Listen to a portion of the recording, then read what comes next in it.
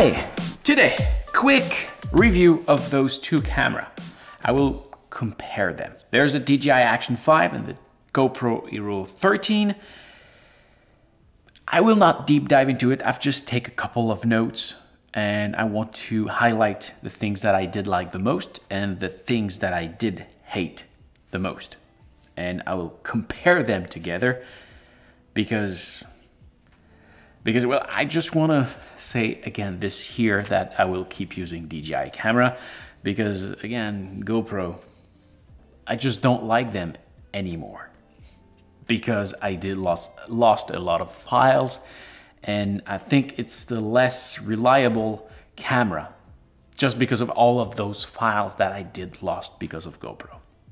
I did not lost any file with that one, but I did not use it that much because it's still the same menu that I don't like and all of that trouble that I did have with it. That it did start for this one as soon as I did unbox it from, let's say it, that non-plastic box. There's absolutely no plastic on the box. Everything is paper. That's awesome. I cannot say that about DJI. There's a lot of plastic, even to cover some instruction paper. We don't need to have that into plastic. That is just stupid from DJI. But once I did unbox that GoPro from that non-plastic box, I did remove the paper that they put on the screen to protect the screen, and it did stick, and I did had to scratch the surface to remove all of that. So that was very frustrating. And another very frustrating thing is that to use it, you need your phone, the app, and link them together. And for this one, this had been a nightmare. It took, I don't know how much time, but I would say surely over 20 minutes. And I'm not sure if it was close to an hour. Just for the trouble to download the app and link it. The app didn't see the camera. I did have to reboot the camera, the phone, reinstall the app. That was a nightmare. Just to use the camera. That's stupid. For DJI, it's the same principle. You have to use the app after 5 times because they let you use the camera for 5 times before you link it to the app. The idea behind this is that they want you to register your camera. So I think the warranty starts the day you link it with the app and not the day you purchase it. I think for those two cameras, that would be the logic behind this. But even if you need to link it, the experience was way better with DJI. Then over here, we've got a replaceable lens on the GoPro. That's great. You can also do that with the DJI camera, but it's a bit more complicated. Well, it's just more tightened, but the idea where I wanted to go is that with the GoPro, you can not only replace the lens cover, but you can switch it to another model to got something with more zoom, more macro, more wide. There's a lot of choice. So that's great. What else? Transferring file. DJI, you can use that door over here and use the USB-C connection to connect it to your camera and transfer the file. Everything goes well. On the other side, you've got that SD card that you can remove from the camera, put it inside your computer and transfer the file. That's it. Now on the GoPro, when you open that door, you've got the USB-C connection that you cannot use if you have a Mac. You can only charge it with a Mac. It just doesn't recognize the camera as something to transfer file. With the 11, the GoPro 11, I did remember that I did use Android file transfer to transfer the file, but it was very, very, very slow. So I did end up to remove the SD card. That is not that easy to remove. And once you remove it, you can put it in the camera, and from there, everything is fine. There's even one thing that is better with the file system of GoPro than on the DJI, is that there is no useless file. You know, when you transfer your videos from a camera, usually you have a lot of files that you never use. You just delete those and you never use it again. That's the point. That's the thing on the DJI Action camera. Still this year, not on this one. But the naming file system on GoPro is something like a couple of letters and then a lot of zeros and then 1. So the next file will be 2, 3, 4, 5, and so on. With DJI, they use something very interesting that I like a lot. They use the date as the name file.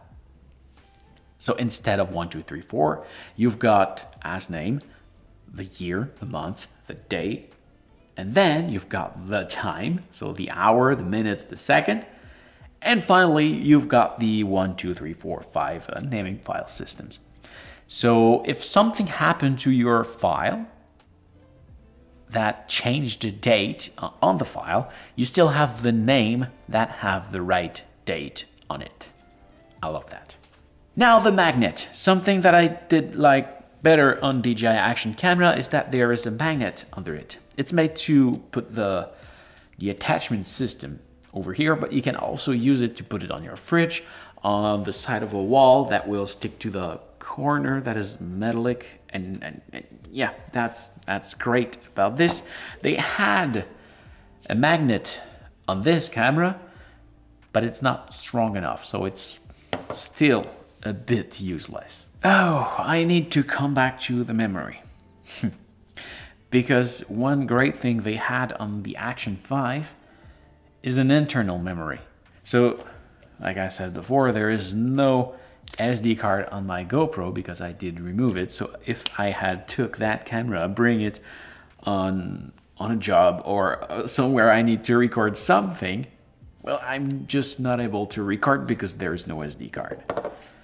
With that one, if you forget your SD card, you have about 48 gigabytes of storage built in inside the camera. That could have been more, maybe 128 gigabytes, and I would have been ready to pay for a terabyte. That's not an option, but at least there is 1 terabyte.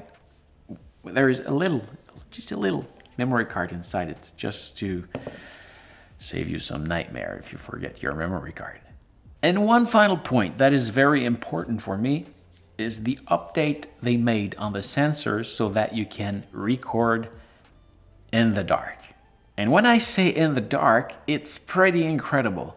If you only have some light from the street, it's enough to make something usable.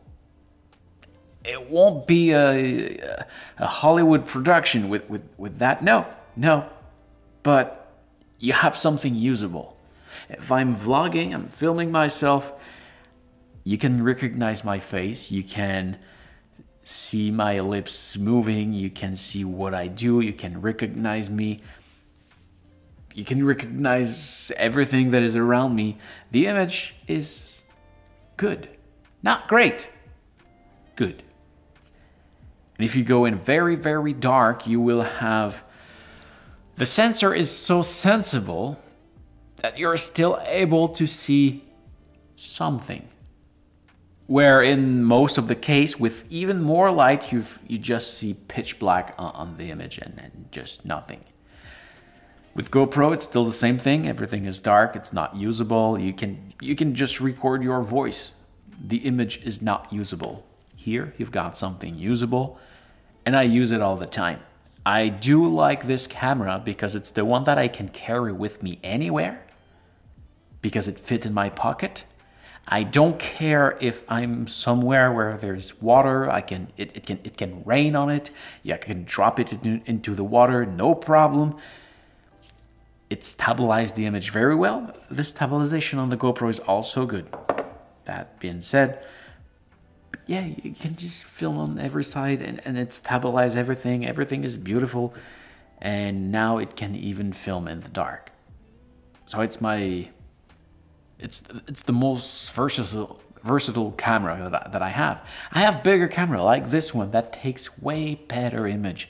I've got another one that takes even better image than the one you have right now. But I will not carry that camera if I'm somewhere where I can lose it, damage it, and not able to carry something that heavy that takes so much space and doesn't stabilize and all those things. So that's why this is now one of my favorite camera. So I hope this was helpful. See you in the next video. See ya.